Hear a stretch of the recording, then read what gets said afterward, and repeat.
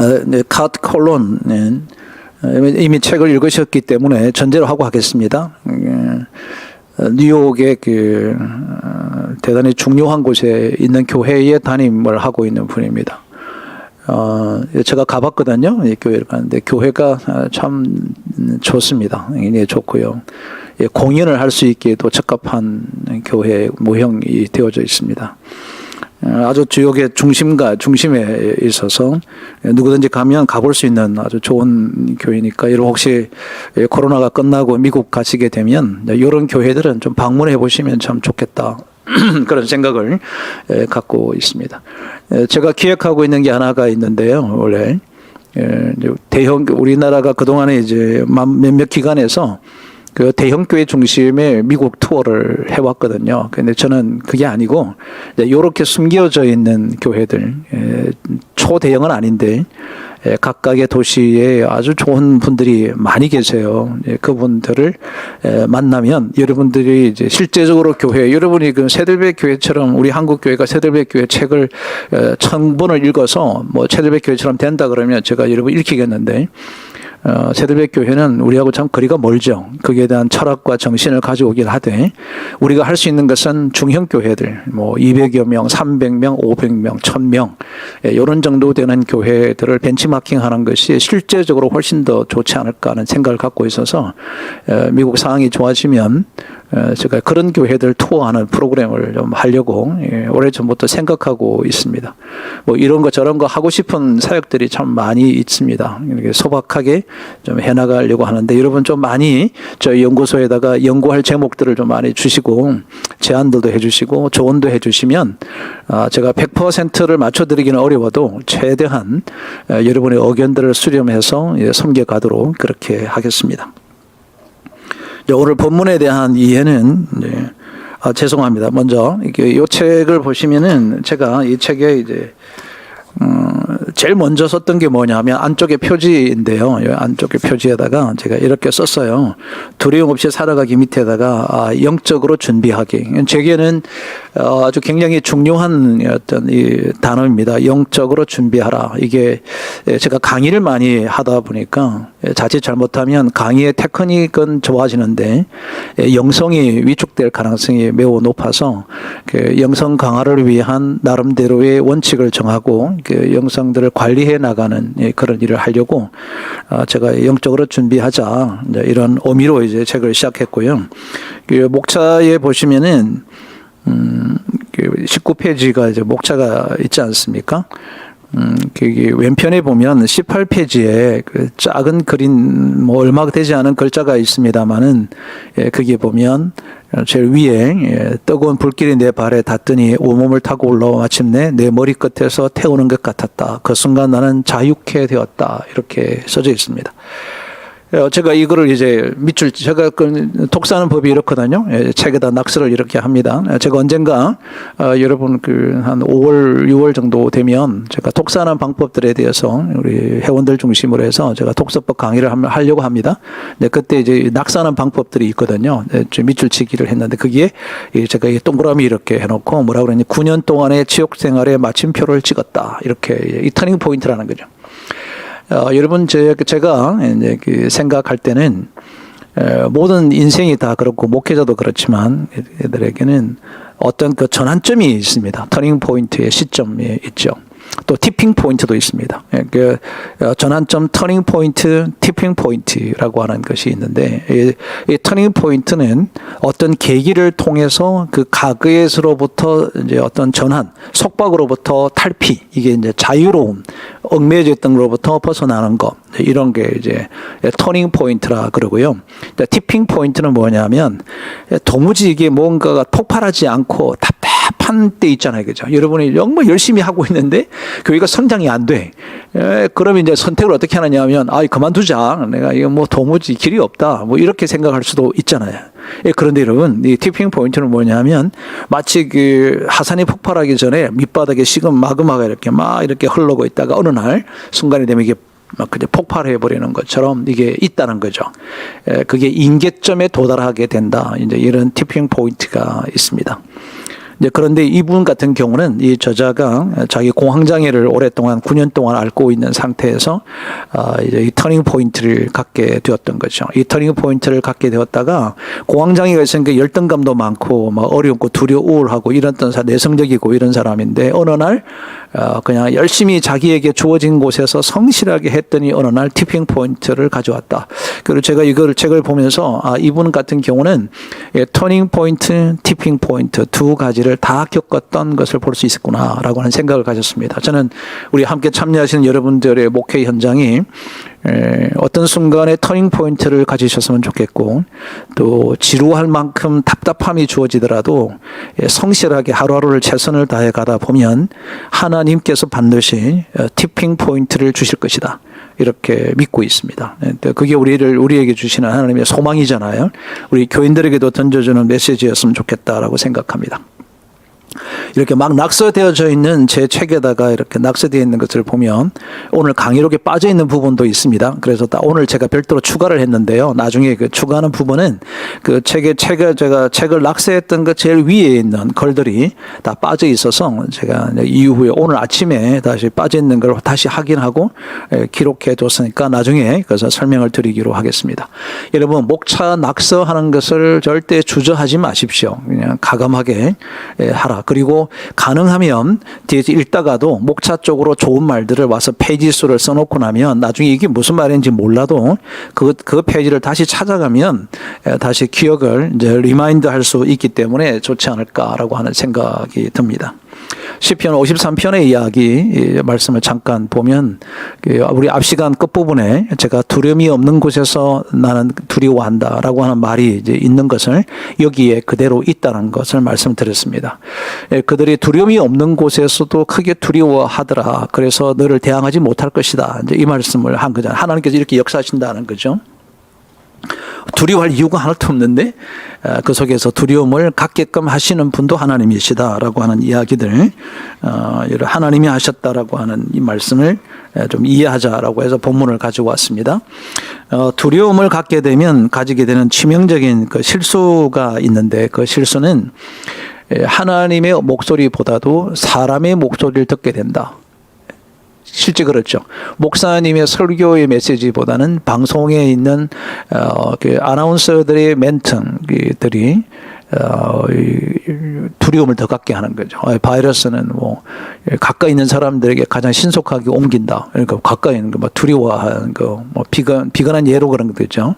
그것처럼 하나님의 목소리 대신에 사람의 목소리를 듣게 된다. 그게 입증하는 말씀이 사울 왕이 가장 대표적인 것이었습니다. 내가 범죄하였는데 그 원인이 뭐냐면 내가 백성을 두려워하여 그들의 말을 청종하였다. 이게 하나님께서 사울을 버리게 됐던 결정적인 단초입니다. 결정적 단초이죠. 사람을 두려워하더라. 오늘 우리 시대를 살고 있는 우리 성도들이 과연 하나님을 두려워할까? 사람을 두려워하고 코로나 바이러스를 두려워한다라고.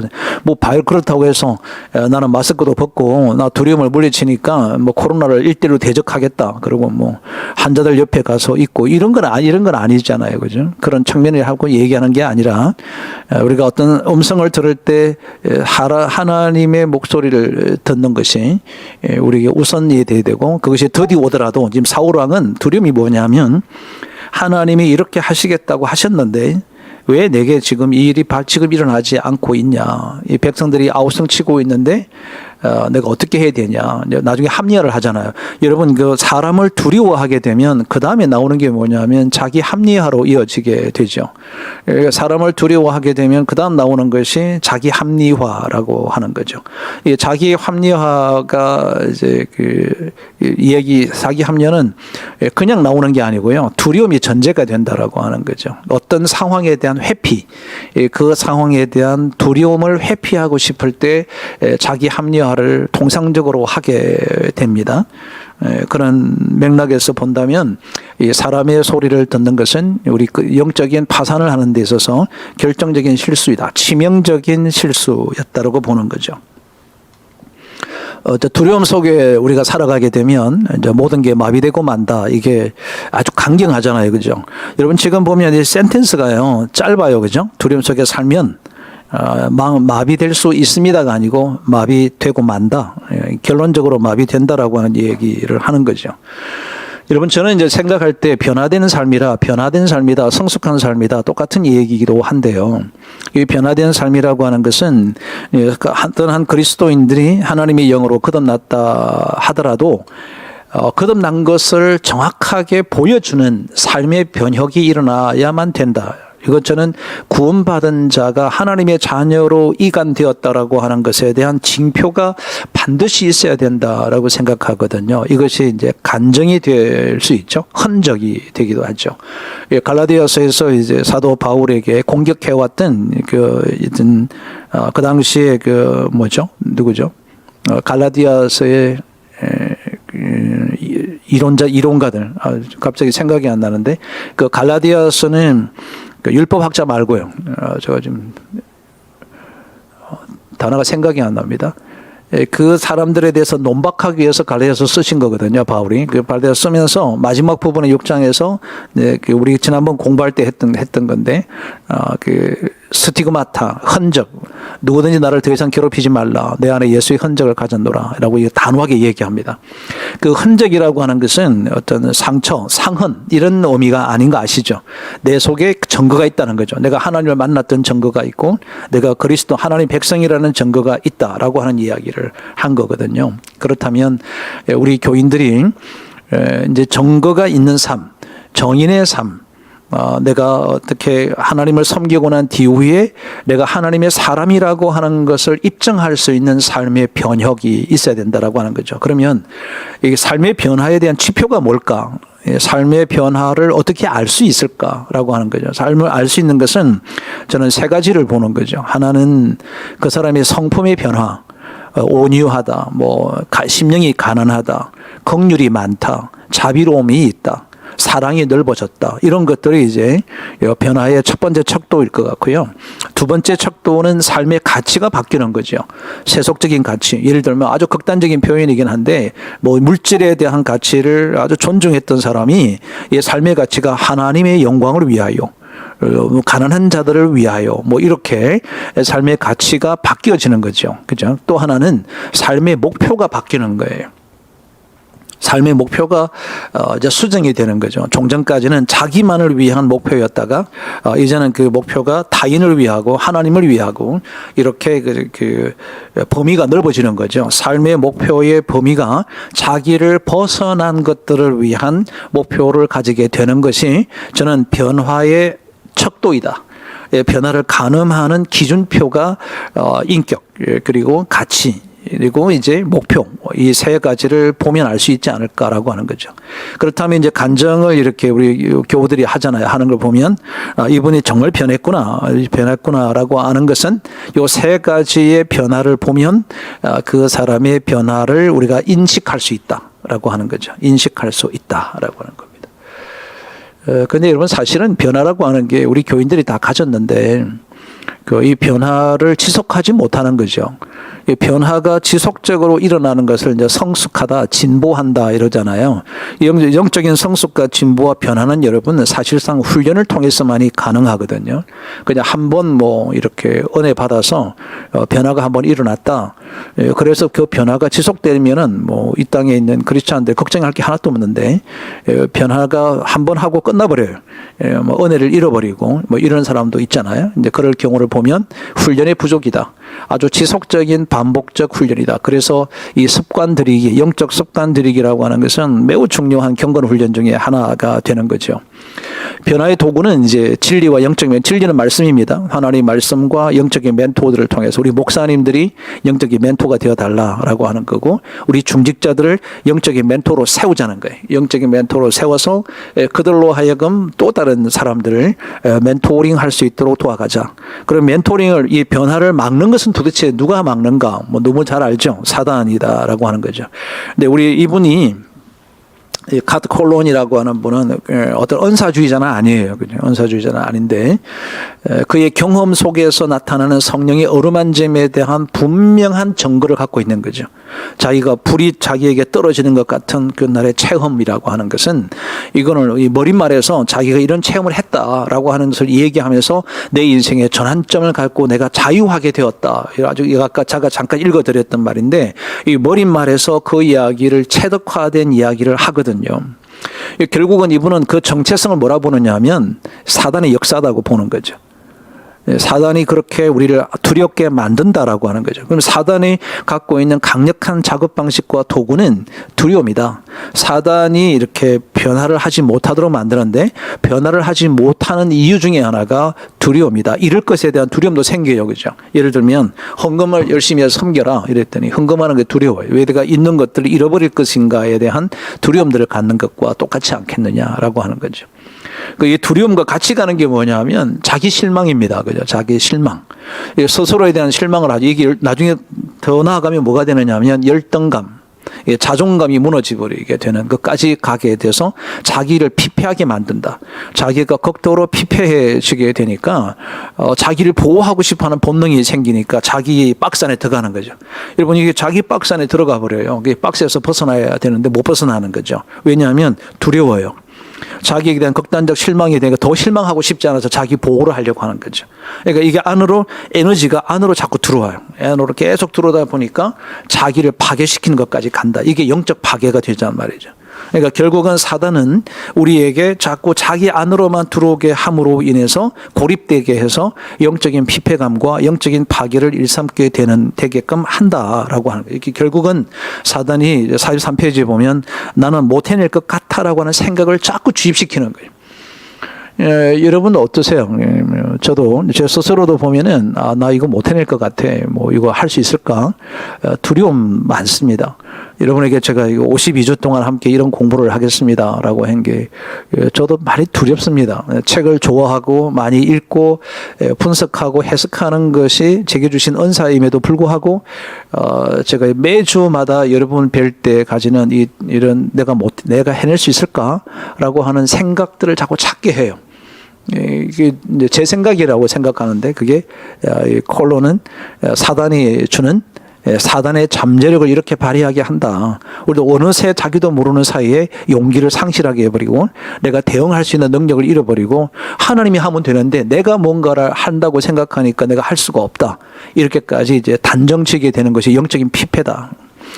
여러분 제가 오늘 강의를 시작할 때 둘째 시간 앞서서 첫째 시간에 책에 들어가는 입문할 때 영적인 피폐, 영적인 파괴, 영적으로 우리가 이렇게 영적으로 쇠퇴된 이유를 먼저 설명을 드렸던 것은 지금 전체 흐름, 책의 흐름 속에요. 그 영적인 피폐됨들이 계속 반복해서 나오는 거예요. 이게 두려움으로 해서 주어지는 거니까 그걸 이겨내자라고 하는 것을 말씀드리려고 앞부분에 먼저 빼서 이제 얘기를 한 거죠. 가난을 향한 걸음의 경계선에 이제 서게 된다. 사람들은 누구나 선택의 기로에 이렇게 딱 서요. 그죠? 그래서 이제 최초의 컨설팅을 저는 뭐라고 보느냐면 12명의 이제 컨설팅 팀들이 이제 그 가나안 땅을 들어가서 컨설팅 한 거예요. 자, 하나님 말씀을 듣고 가나안 땅을 컨설팅을 하러 간 거죠. 그 12명이 이제 컨설팅을 갔다 와서 보고서를 쓰는 거예요. 보고서를 막 쓰니까 10대 2로 나뉘어졌어. 10명은 부정적 컨설팅의 결과가 나왔고 2명은 긍정적 컨설팅의 결과가 나온 거다. 그래서 백성들에게 그걸 공포를 해서 컨설팅 보고회를 딱 가졌는데 백성들이 이제 두려움 쪽으로 막 몰려가는 거죠. 그죠? 저는 이제 그 컨설팅을 하게 될 때 이제 큐티를 하면서 여호수아에 있는 가나안 정복을 보고 12명의 정탐꾼을 보낼 때 이게 컨설팅이구나라고 하는 것을 아주 확실하게 이제 본 거죠. 그래서 이제 12명의 정탐꾼들의 컨설팅 보고회를 가지면서 나뉘어지구나, 갈림길이 이렇게 딱 서게 되구나라고 하는 것을 이제 볼 수 있었던 거죠. 여러분 언제나 이 갈림길이라고 하는 것은 성도들이 늘 혼란 속에 빠지는 이유는 그 갈림길일 때 어떤 것을 붙들 거냐라고 하는 것에 이제 달려 있다고 저는 보거든요. 오늘도 뭐 내가 예배를 참석해야 되나 마느냐 이것도 이제 갈림길이잖아요. 오늘도 우리 독설에 참석할 것인가 말 것인가도 사실상은 이제 갈림길이라고 저는 생각하거든요. 이 갈림길에 섰을 때 이제 중요한 게 가치 기준입니다. 이제 우리 아까 조금 전에도 제가 지표 관리, 지표라는 얘기도 드렸는데 지표는 어떤 선택의 근거를 얘기하는 거거든요. 그 기준을 뭘로 잡을 거냐라고 하는 거. 이것을 우리는 또 다른 말로 뭐라고 얘기하느냐 하면 가치다라고 하는 거죠. 가치가 곧 선택의 기준이 된다라고 하는 것을 우리가 기억할 필요가 있다라고 하는 겁니다. 끊임없이 이제 우리가 갈림길 앞에 서게 되면 늘 고민하는 게 이런 겁니다. 내가 하나님의 은혜로 살 것인가? 또 내게 주어진 기회로 살 것인가? 이게 내 건가? 하나님의 것인가? 나는 내가 이것을 극복할 수 있을까? 내가 하나님께서 나를 이기게 하실 수 있을까? 라고 하는 그 길 속에 있는 거죠. 그래서 항상 선택을 하는 거죠. 그 선택 때문에 인생을 성공하기도 하고 인생을 실패하기도 하는 어떤 갈림길 앞에 서게 된다라고 하는 거죠. 여기에 보시면 주님께서 자기의 모든 소유를 버리지 아니하면 너희 내 제자가 되지 못하리라. 여기에서 모든 소유라고 하는 것은 자기가 가지고 있는 가치관을 내려놓는 겁니다. 뭐 재산을 내려놓으라, 뭐 시간을 내려놓으라 이런 단순한 의미로 접근하는 게 아니고 내 모든 소유를 내려놓는 것은 내 가치관 자체가 나의 가치관이 없어지는 거죠. 하나님의 가치로 바뀌어지는 거다. 그런 측면에서 보면 NCD가 2000년도에 그 얇은 책을 내놓은 게 있습니다. 하나님의 나라 가치라고 하는 책이 정말 좋은 책이었거든요. 근데 그 하나님 나라 가치로 NCD가 한국교회 소그룹 운동이 이제 시작되어졌는데 그런 가치, 하나님의 나라 가치로 바뀌어지는 거다. 이것이 자기 소유를 내려놓는 거다. 내가 소유를 내려놓으라 그러니까 이제 교인들이 고민하는 거예요. 재산도 뭐 부동산도 다 없애고 하나님께 다 드려야 되나. 근데 우리 선배들이 그렇게 가르친 적도 있어요. 여러분, 이거는 그렇게 해석할 문제가 아니고요. 누구든지 자기의 모든 소유를, 모든 가치관을 나의 가치관에서 하나님 가치로 바꾸라는 거지. 뭐 집 팔고 땅 묻어 갖고 오고 해라 이런 의미가 아니거든요. 모든 가치의 기준이 하나님의 나라 가치의 기준으로 설정하라. 그게 아니면 주님을 따라가는 것이 못한다라고. 왜냐하면 갈림길마다 헤매니까. 갈림길에 설 때마다 어떻게 해야 될지 늘 고민하게 되잖아요. 그런데 하나님 나라 가치로 딱 설정이 되어져 있으면 선택해서 머물 수 있는 여지가 별로 없는 거죠. 이제 그런 맥락을 우리가 기억해 볼 필요가 있습니다.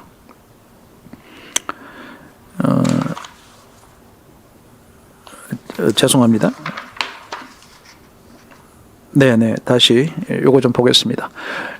이 정탐권 보고회가 열렸는데, 그래서 이제 보고회를 진행하면서, 이런 대목이 여호수아 이제 나오죠. 여리고에 이제 들어가서는, 두렵지 않겠습니까? 여리고, 난공불락의 성 앞에 섰어요. 그래서 하나님 앞에 이제 머물렀는데, 그때 누구를 만나느냐 하면 여호와의 군대 대장을 이제 여호수아가 직면하게 됩니다. 직면하게 되고 이제 주고받고 얘기를 하는 중에 여호수아에게 이렇게 말씀합니다. 내 발에서 신을 벗어라. 이 단어는 두 번 나오죠. 모세가 가시떨기 나무 앞에서 내 발에 신을 벗어라 이 말이 나오고 여기 이제 두 번째 또 나오는 거죠. 제가 이 말씀만 딱 붙들고요 설교를 했습니다. 내 발에서 신을 벗어라고 해서 제가 몇 주 전에 설교를 한 거죠. 여기 언제인지 모르겠는데 몇 주 전에 내 신을 벗어라라고 하는 제목으로 했습니다. 내 신을 벗고 하나님을 기쁘시게 하는 신앙의 본질로 돌아가자 뭐 이런 메시지를 전달했는데 여러분 신을 벗는다라고 하는 것에 참 좋은 메시지를 만들 수 있는 게 우리 오늘날 하나님의 능력과 역사를 경험하지 못하는 이유, 티핑 포인트나 터닝 포인트를 여러분 갖지 못하는 이유가 있습니다. 그 이유가 뭐냐면 내 신을 신고 있으면서 하나님께서 역사하기를 기대하는 거다는 거죠. 이 내 신이 뭘까요? 열등감의 신도 되고 교만의 신도 되고 내가 가진 것에 대한 신발이 될 수도 있잖아요. 자, 내가 어떤 신발을 신고 있느냐는 각각이 다 다를 수 있을 거거든요. 여기서 여호수아에게 내 신발을 벗으라고 하는 것은 상당한 의미를 띠고 있는 겁니다. 우리 그리고 여기 또 중요한 단어가 뭐냐면 내가 선 바로 그곳이 거룩하다 그랬지. 어떤 특정 지역이 거룩하다고 한 것이 아닌 것은 내가 하나님과의 조우, 하나님과의 만남이 있는 그곳이 거룩하다. 하나님과 만나는 그곳이 거룩하다라고 하는 거니까 신발을 벗는 것으로부터 하나님의 역사와 거룩함이 일어난다라고 하는 거죠. 한번 여러분 내 신발 내 발에서 신을 벗어라. 요걸 가지고도 여러분이 한번 메시지를 잘 만드셔서 교인들에게 꼭 해줘야 될 거라고 저는 생각합니다. 이때 신중의 한계가 뭐냐면 이 저자는 두려움의 신발을 이제 강조하려고 한 거죠. 두려움의 신발을 벗어라라고 하는 겁니다. 우리 사실상 우리 성도들 전체는요 대부분이 두려움 속에 살고 있습니다. 내일 내가 어떻게 될까 죽음에 대한 두려움이나 미래에 대한 걱정에 대한 두려움들이 굉장히 많이 있습니다. 이런 맥락들 속에서는 내 발에서 신을 벗는 것도 두려움에서 벗어나는 것, 내가 우리 하나님 앞에서 교만함에서 벗어나는 것, 우울함과 고통과 어떤 걱정과 염려의 신발을 내려놓는 것, 이 거룩한 삶의 출발은 내가 갖고 있는 현재 자체가 가지고 있는 나의 신발을 벗어버리는 것, 신을 벗는 것으로부터 출발된다라고 하는 강력한 동기부여의 메시지가 필요한 시점에 지금 우리가 살고 있다. 이렇게 이제 저는 생각하고 있습니다. 하우죠. 그럼 어떻게 해야 이 두려움을 벗어나고 두려움을 이겨낼 수 있을 것인가라고 하는 겁니다. 우리 목차에서 보시면 제가 목차 읽기에서 이렇게 표시한 것을 보면은요. 이제 제가 이 책의 오른편에다가 목차에다가 멈춰라 1, 신뢰하라 2, 결정하라 3 이렇게 제가 한 게 있습니다.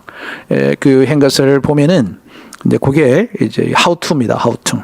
우리가 두려움이 몰려올 때 내가 할 것이 무엇인가, 해야 될 것이 무엇인가. 첫 번째가 멈추는 것이다. 그죠? 멈추는다.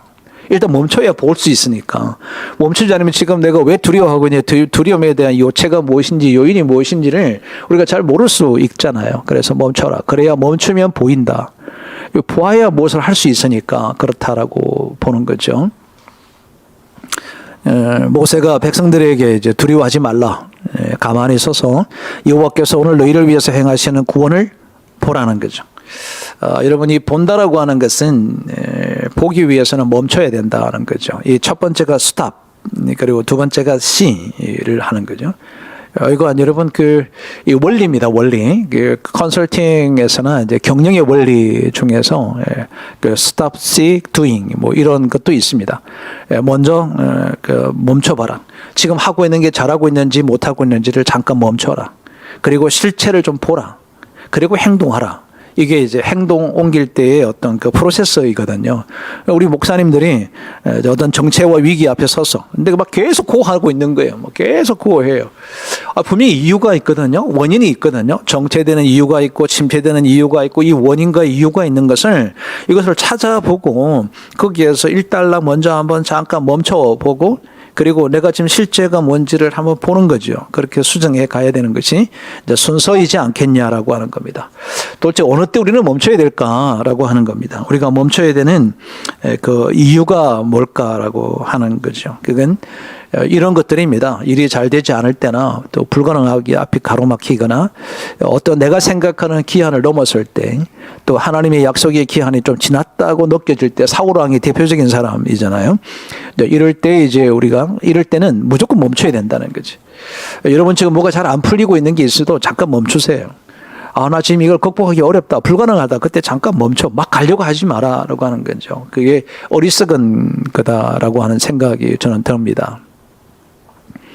여러분 그런데 멈춰야 됐는데요. 어려움이 생기고 하는 약속의 시간이 지나고 다 했을 때 우리가 두 가지를 해야 된다. 이건 제 이야기가 아니고 저자의 이야기입니다. 우리가 멈추되 그냥 멈추는 게 아니라 하나님을 신뢰하며 기다리고 멈춰라. 그래서 멈추는 거죠. 무작정 멈추는 게 아니다는 거죠. 그리고 순종하라는 거죠. 하나님이 사인을 주고 이러면 이제 순종하라라고 하는 것을 이제 저자가 이제 계속 강조해 가고 있는 것을 이제 볼 수 있습니다. 두 번째가 how to의 두 번째는 신뢰하라고 하는 거죠. 신뢰하라. 하나님이 우리에게 주신 것은 두려워하는 마음이 아니다. 오직 능력과 사랑과 절제하는 마음이다. 이 말씀을 이제 인용했습니다. 우리가 하나님은 실제적으로 이제 능력의 영이라고 하는 것은 살리는 영이라고 얘기하고 사랑의 영은 두려움을 쫓아내는 영이다. 절제하는 것은 두려움을 정복하는 거다. 여기에 아주 굉장히 중요한 말들을 많이 해두고 해석을 잘 한 거죠. 두려움을 정복하는 것은 절제하는 마음이 어떻게 두려움을 정복하는 마음일까? 궁금하잖아요. 그죠? 이것은 여러분 책을 좀 보시면 책에서 잘 설명해 두고 있습니다. 여기에 이제 절제하는 마음이 뭘까? 여러분이 책을 읽어보시면 되겠지만 내가 가고 싶은 것을 포기하고 진리로 선택하는 마음이 절제하는 마음이다. 여러분 이게 너무 중요한 지금 정의를 내린 거예요. 우리가 그동안에 절제 이러면 단순히 통제한다, 뭘 하지 않는다 이런 정도로 여러분 소극적인 해석을 하잖아요. 그런데 이 저자가 이 절제라고 하는 것에 절제하는 마음이 뭔지를 아주 정확하게 얘기한 겁니다. 내가 가고 싶은 것을 길을 포기하고 진리로 선택하는 마음이 절제하는 마음이다. 그러면 두려움이 없다라고 하는 거죠. 이해가 되시잖아요. 그죠? 왜냐하면 진리가 이기니까, 진리가 너희를 자유케 할 거니까, 진리가 에너지니까, 진리가 우리를 자유케 하니까 내가 진리로 선택하는 거죠. 진리로 선택하는 마음이 자기를 절제하는 마음이다. 자기를 다스리는 마음이다. 라고 하는 것에 대한 아주 정확한 설명, 시대적인 해석을 아주 명확하게 해주셨던 거다라고 생각합니다. 그래서 여러분 이거를 별도로 제가 이제 표시해서 여러분 기억하면 참 좋겠다 생각하는 거죠. 이런 단어들은요, 여러분 그 조그만한 그 좋은 노트에다가 이렇게 기록해 둬서 수시로 묵상하고 읽어보고 그러셨으면 참 좋겠다라고 하는 거죠. 절제는 단순히 무엇을 하지 않는 것이 아니다. 이런 1차원적인 정의를 내리는 것보다는 절제는 내가 하고 싶은 것, 내가 가고 싶은 것, 내가 가지고 싶은 것들을 포기하고 더 나아가서는 적극적으로 진리를 선택하는 것이 절제이다라고 하는 이야기까지 우리가 말씀해 주시면 참 좋지 않을까 생각합니다. 오직 하나님만 따르기로 뭐하자 결정하라라고 하는 거죠. 이런 책이 하나 있습니다. 결정. 흔들리지 않고 마음먹은 대로. 근데 이걸 찾지는 마세요, 여러분. 제가 사실 읽어봤는데 내용이 도대체 뭘 얘기하려고 하는지는 모르겠는데 이게 베스트셀러였거든요. 한동안 잠깐 동안 제가 볼 때는 안 사셔도 될 것 같아요. 이 결정이라고 하는 것이 중요하다, 그죠? 이건 자기 결정을 주로 했기 때문에 이거 읽으시면 막 괜히 혼란스러울 수도 있습니다. 결정은 결심이고 결심은 이쪽 보십시오. 선택이고 선택은 믿음이고 믿음은 고백이고 고백은 주장이고 주장은 선포고 선포는 확정이고 확정은 역사를 이끈다. 자, 여기에서 중요한 단어가 뭐가 나왔냐면 확정이라는 게 나옵니다. 확정, 확신이라는 거죠. 확신. 이제 꼬리물기인데요. 꼬리물기. 확신에 대한 우리들이 좀 설교나 우리 교인들에게 두려운 이유가 뭘까라고 보면 확신이 없어서 그래요. 확신이 분명하면 두렵지 않잖아요. 그죠? 내가 그 영원한 생명을 갖고 나는 천국으로 자리를 이동하는 것에 불과하다. 이것이 확신이 있으면 죽음에 대한 두려움이 없는데 죽음이 두렵잖아요. 그죠? 물론 이제 죽음 자체를 과정을 지나는 것에 대한 두려움은 있을지 모르지만 죽음 이후에 나타나는 두려움은 상쇄될 것 같거든요. 그게 그렇지 못한 게 확신이 없어서 그렇다. 왜 교인들이 기도하지 않을까? 제가 볼 때는 습관이 안 되는 것도 있지만요. 기도 응답의 확신이 부족하기 때문에 기도하지 않지 않겠느냐라고 저는 생각하는 거죠. 왜 성도들이 자꾸 나약해질까? 성리의 확신이 없기 때문에 그러지 않겠느냐. 이런 이야기들을 우리 3월에 여러분과 함께 좀 하려고 디자인을 했습니다. 지금 1월부터 2월, 3월까지 진행되는 과정이 전체가 맥락이 있습니다. 흐름이 있습니다. 그냥 제가 무턱대고 여러분 이 책 읽읍시다 이렇게 한 게 아니고요. 1월부터 지금 3월까지 12개월까지 저 어떤 흐름을 갖고 맥락을 갖고 지금 가려고 그렇게 하고 있습니다. 오직 나와 내 집은 내 오라 성경에 노라 확정, 결정이다. 결정이라는 거죠. 내 꿈과 비전을 내려놓고 하나님의 뜻을 따르기로 결정하자. 내 꿈을 성취하는 게 아니라 하나님의 꿈을 성취하는 것에 있다라고 하는 것에 대한 결정을 하자. 여러분 보십시오. 결정은요 출발입니다. 출발이라는 거죠. 어떤 결정을 하는 것이 출발이다. 라고 하는 것을 여기에서 이제 설명하는 겁니다. 그러니까 이런 결정이 없이는 두려움을 극복할 수가 없다라는 얘기죠. 우리가 변할 수 없다는 것입니다. 여러분 우리가 강의를 우리 교인들이 자꾸 강의에 노출시켜야 되는 이유가 이제 뭐냐면은 자꾸 들어야 되거든요. 믿음은 들으면서 난다고 우리 가르치잖아요. 그러면 그들이 믿음은 들으면서 나기 때문에 자꾸 들어야 자기가 결정할 수 있는 거예요. 아, 이거 맞구나. 우리 목사님도 얘기하네. 또 연구소장도 얘기하네. 책에서도 얘기하네. 설교에서도 또 얘기하네. 이렇게 자기가 자꾸 듣는 것이 주어지면 결정하게 되거든요. 그럼 내가 이렇게 살아야 되겠구나. 결심하게 되잖아요. 결심하면 선택이 쉬워지는 거예요. 그러니까 선택이 쉬워진 건 나 이렇게 살 거야 고백하게 되거든. 이게 나눔이 필요한 거죠. 이렇게 사람은 변하게 되어지더라는 거죠. 하나님의 계획을 바라보자. 125페이지 이제 마지막 쪽 오면은 이제 이런 말씀들이 있습니다. 제가 여기에 보면 여러분 정리한 것을 이렇게 정리한 거죠. 쭉 125페이지 이후를 이렇게 보니까 하나님이 말씀하시면 꾸준하게 순종하고 또 결정하고 다짐하고 결단하고 이것을 주장하고 선포하고 그러면 두려움을 내가 대적해내고 대적하려고 하다 보니까 힘이 약하니까 하나님께 기도하고 간구하게 되더라. 이게 전체 맥락을 가만히 보십시오. 보면 참 겸손하잖아요. 그죠? 내가 능히 우리가 목사이기 때문에 넉넉히 영적인 전투에서 승리할 거라고 저는 확신합니다. 그럼에도 불구하고 우리가 이 영적 전투에서의 승리의 가장 기초적인 작업은 하나님의 말씀으로부터 출발된다. 말씀으로 갖고 이기지 못할 것은 아무것도 없을 것 같아 라고 하는 대전제를 갖고 결국은 우리는 그럼에도 불구하고 뭐가 필요하냐면 하나님께 간구해야 된다라고 하는 것으로 귀착된다라고 하는 거죠. 여러분 두려움을 이길 수 있는 길은 결국 뭐로 올까요? 기도에 있다. 우리 사무엘은 그래서 기도로 갑니다. 사무엘은 그래서 기도로 넘어가는 거죠. 우리가 결국은 이런 위기를 극복할 수 있는 모든 것들은 하나님 앞에서의 무릎 꿇음과 기도에 있다. 기도는 내 뜻을 하나님의 뜻에 굴복하는 것이 기도이기 때문에 그렇습니다. 하나님은 끊임없이 이제 역전의 삶을, 역전의 드라마를 쓰게 하는 거다. 성경은 무수한 그 역전의 드라마가 기록되어 있는 책이다. 그렇게 저는 확신하고 있거든요.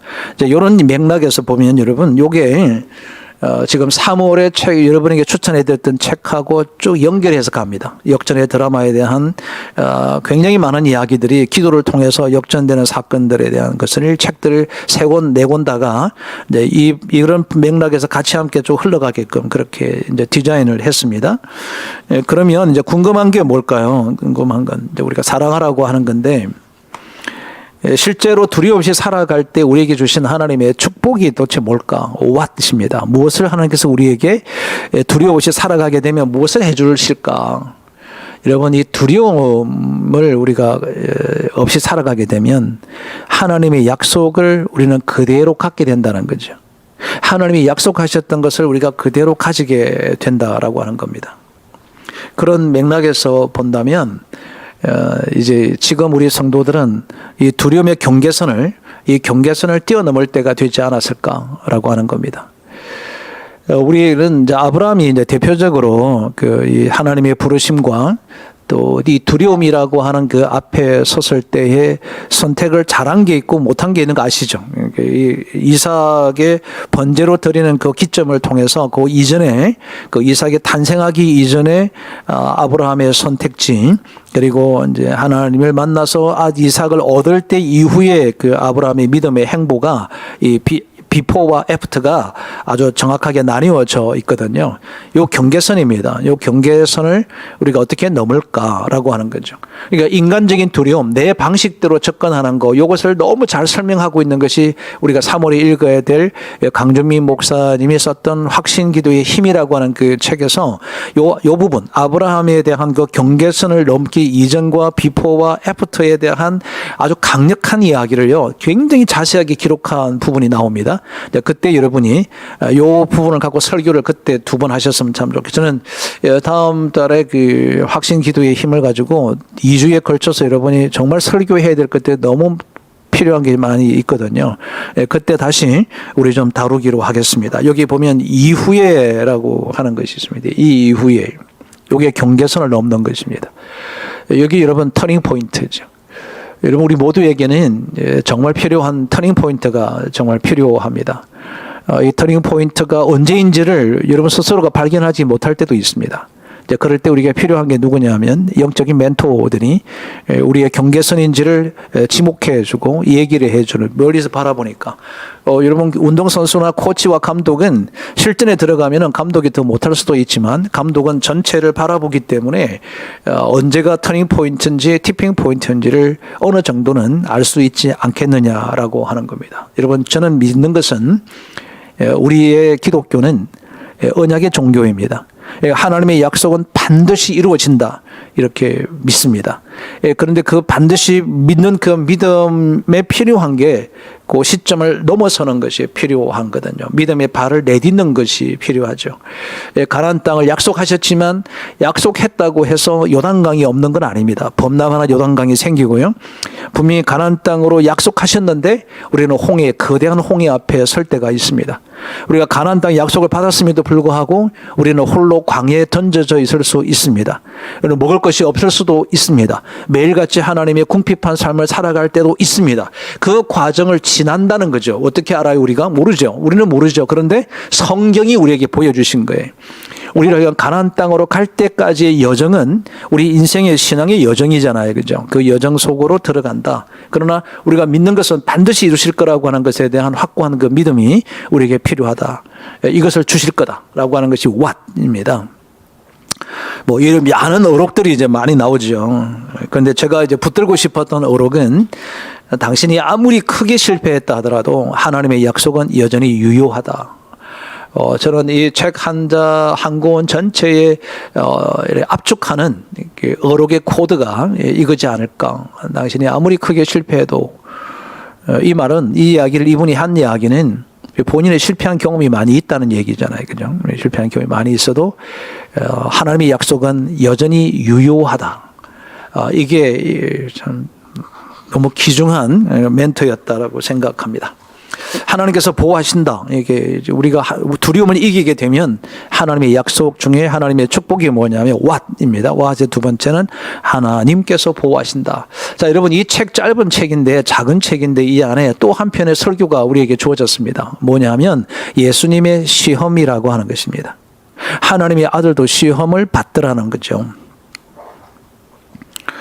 이 새로운 해석, 오늘 제가 서두에 설교라고 하는 것은 시대를 해석하고 새로운 해석을 하셔야 됩니다. 이 말씀을 드렸는데, 우리는 지금까지 이제 예수님이 경험했던 3대 시험은, 우리 여러분이 아시죠? 탐심의 이거 보는 것에 대한 시험, 우리가 이렇게 접근했습니다. 그런데 이 책에서는 뭐라고 했냐면 맞지만 이 세 가지 시험에 대한 재해석을 이렇게 내린 거예요. 자기 몰입, 자존심을 건드린다, 하나님의 정직성을 의심하게 한다. 자, 이렇게 해석을 한 거예요. 해석을 했다. 그럼 이 해석을 왜 했을까? 이렇게 왜 해석했을까요? 우리 과거에 한 20년, 30년 전에 우리 성도들의 삶의 문제는 탐욕, 먹고 싶은 것에 대한 탐식, 어떤 명예, 이런 것들이 주로 이제 그들의 관심 대상이었고 주제였고 삶에 극복할 일상의 언어들이었습니다. 근데 지금은요, 언어들이 어떤 거냐면 이런 거예요. 자아상, 자존감, 자신감, 열등감, 우울감, 이런 것들. 정말 하나님이 존재하실까? 진짜 하나님 살아계신 건 맞는 건가? 그런다면 우리에게 왜 이런 코로나 바이러스를 허락하셨을까? 이런 의문점들을 갖고 있게 된다는 거죠. 여러분, 이렇게 해석한 거예요.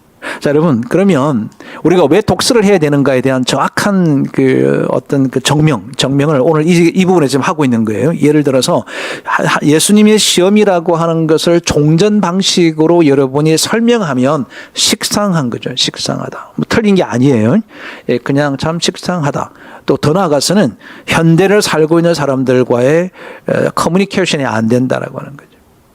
목사님 또 똑같은 얘기 또 하시나요? 저거 내가 오늘 방송에 듣고 목사님께도 몇 번 듣고 몇 번 들었다. 그런데 오늘 이분이 컬론이 이제 얘기했던 것을 다지고 보면 이 세 가지 시험에 대한 새로운 해석은 현대를 살고 있는 많은 사람들의 심리적인 변화 앞에 해답을 주는 굉장히 중요한 해석이었습니다.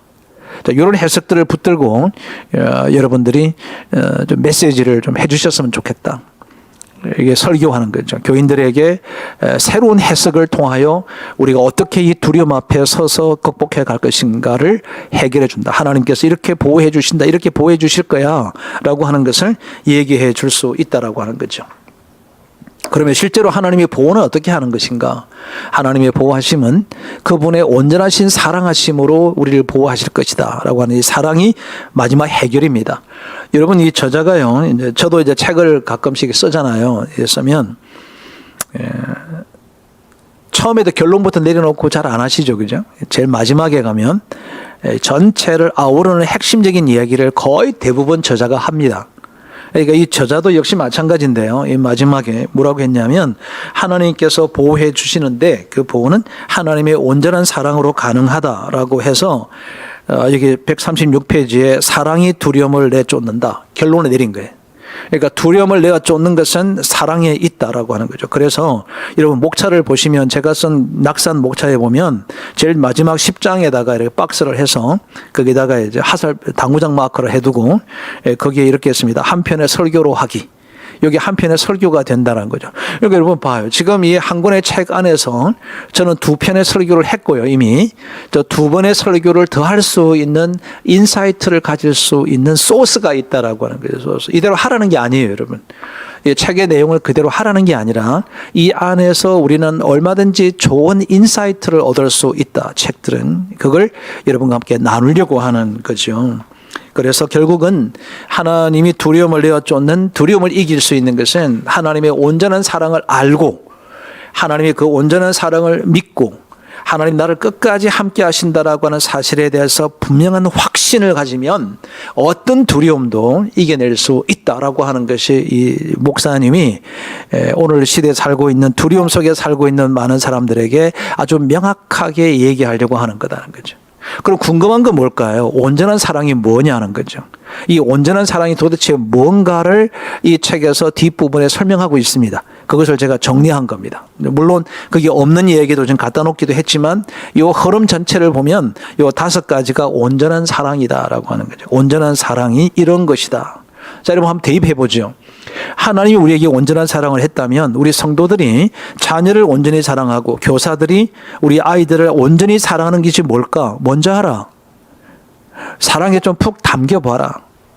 그럼에도 불구하고 징계하라. 끝까지 지켜줘라. 당신에게 사랑에 채워진 것을 교인들에게 흘려보내고 아이들에게 흘려보내라. 적용할 수 있겠죠. 그죠?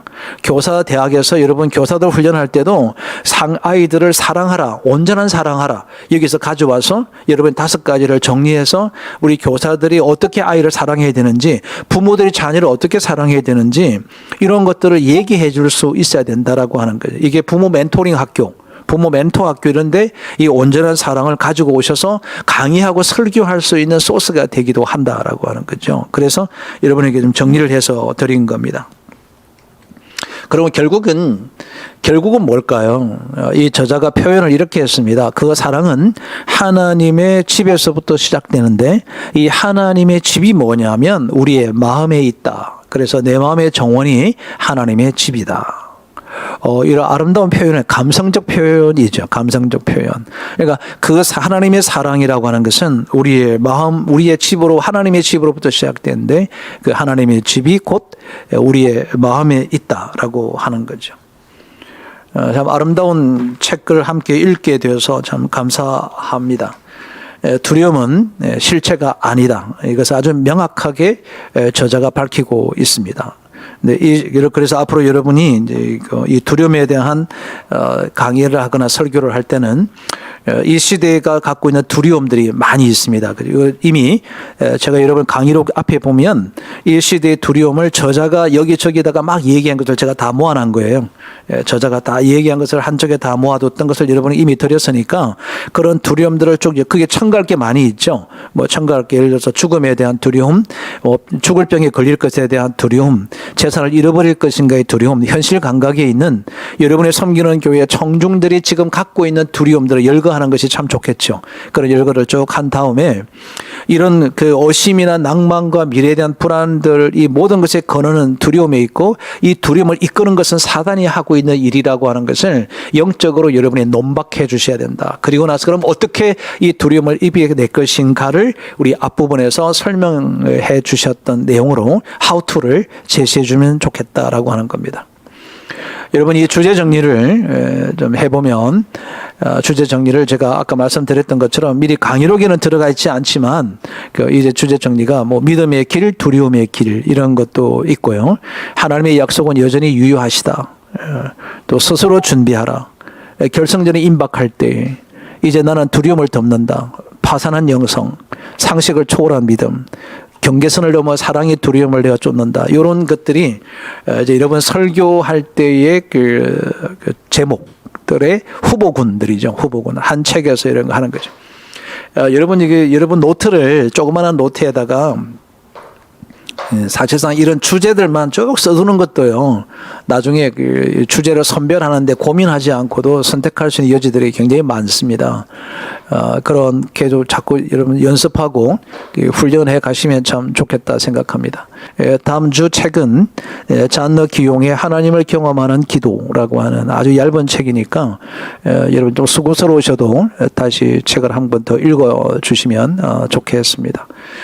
여러분 지금 목헌 TV 안에 우리 늦게 들어오신 분들 또 최근에 우리 이 모임에 오신 분들이 꽤 많이 계세요. 여러분들 목헌 TV 안에는 그동안에 제가 1년 동안 강의했던 내용들, 작년 8월부터 목헌 TV를 오픈해서 지금까지 했던 매주마다 올렸던 강의들이 주제별로 영역에 나누어져 있으니까 여러분 좀 수시로 시간 내셔서 좀 강의를 좀 들으시면 제가 갖고 있는 철학이 무엇인지도 이해할 수 있을 것이고 지금 한국교회에 우리 목회자들에게 필요한 영역들이 어떠한 것인지를 다소 이해할 수 있지 않을까 이렇게 생각합니다.